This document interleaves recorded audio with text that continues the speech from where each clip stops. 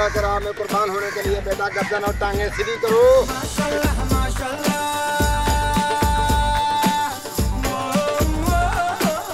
गुजरांवाला के नवाई गांव मूसा खान में चौधरी एहसानुल्लाह ने कुर्बानी के लिए तवील अरसे से बछड़े पाल रखे हैं। इनमें से एक बछड़ा ऐसा भी है जो मालिक के इशारे पर कुर्बान होने के लिए खुद ही जमीन पर लेट जाता है। तेन बड़े नाजा ना पालिया, दूध दही मक्खन देसी खुराक ना पालिया।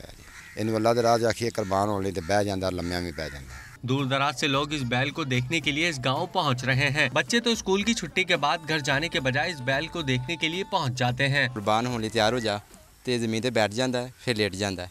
ये मालिक की बहुत गल मनता है तो असी बड़ी दूरों वेखन आए हैं। लोगों का कहना है कि इशारों पर हरकत करने वाले जानवर को सुन्नत इब्राहिमी की अदायगी के वक्त बआसानी कुर्बान किया जा सकता है।